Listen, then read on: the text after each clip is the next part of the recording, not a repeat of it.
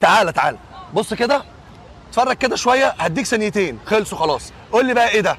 ده الفستق اللي انت عارفه واللي بتجيبه وطبعا زهقت من شكله. عايزك بقى تاخد الفستق ده وترجع بيه شويه كده ورا بالزمن، هيطلع لك اصل الفستق اللي هو ده. انا لسه حطها في المونتاج، حطها هنا.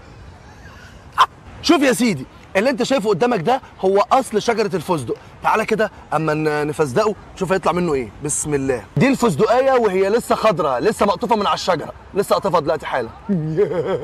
تعالى بقى نفتحها ونشوف هي بتقول من جوه. قرب لي كده شويه بعد اذنك. بص بقى تعمل كده اهو، ركز بقى عشان المنظر ده جامد جدا. بص، دي القشره اللي بره، دي القشره اللي بره اللي هي اصلا بتبقى الزرعه. تلاقي من جوه الفستقايه اهي، قشره تانيه. انا افضل افتح كده كل شويه. بص، قشره اهي تانيه اهي، دي القشره اللي جوه. وجوه القشره اللي جوه تلاقي قشره ثالثه، طبعا لا تلاقي الفستقايه. ده شكل الفستقايه من جوه. وخليني اكلمك كلمتين جد شويه، حاجه فعلا تبين لك قد ايه عظمه ربنا سبحانه وتعالى اللي موجوده في كل شيء حوالينا.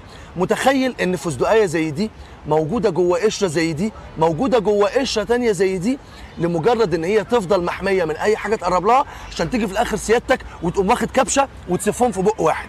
متخيل العظمه بتاعت ربنا سبحانه وتعالى في حاجه بسيطه زي دي واصله لغايه فين؟ كالعاده تعالى نعمل مقارنه بين الفستقايه اللي اتحمصت والفستقايه اللي لسه خضراء. يلا بينا. بسم الله. تفتح. بص هنا مفيش اي حاجه لازقه على اي حاجه، هنا كله فكك من بعضه اهي.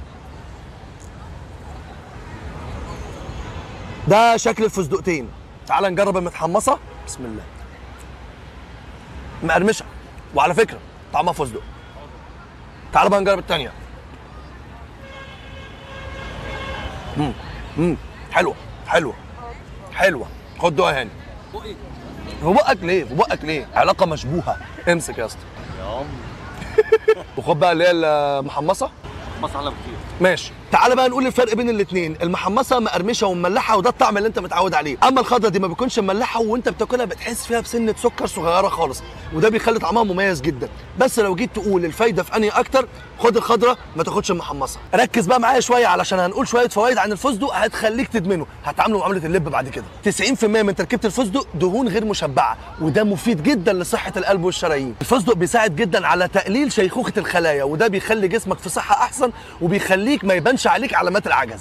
يعتبر في المركز الثاني لاحتوائه على اكبر نسبه بروتين بعد اللوز. تاكله باعتدال يساعدك جدا في الدايت، انما تزود منه مش هتتبسط خالص لانه مليان سعرات حراريه. مفيد جدا لصحه الامعاء وبينزل نسبه الكوليسترول وبيساعد على الحفاظ على ضغط الدم. بيظبط مستوى السكر في الدم وبيساعد على سرعه امتصاص الحديد. بيعالج المشاكل المتعلقه بصحه الرجال. في بروتين وبوتاسيوم وفوسفور، وفي فيتامين بي 6 وحديد وكالسيوم. ده غير ان في سيلينيوم ومغنيسيوم وزنك، والزنك مفيد جدا لصحه الرجال برضه. فيتامين اي وسي وحمض الفوليك. كل الفوائد دي واكتر منها موجود في الفستق. وخليني اقول لك في النهايه ان الفستق يعتبر من الاغذيه الخارقه، ما ينفعش ابدا انك تستغنى عنه. وخليني اختم معاك بلقطه السعر واقول لك ان كيلو الفستق العادي عامل من 350 ل 400 جنيه، اما الاخضر ده مش فاكر سعره كام، كده كده ما تجيبوش انا جبته مكانك.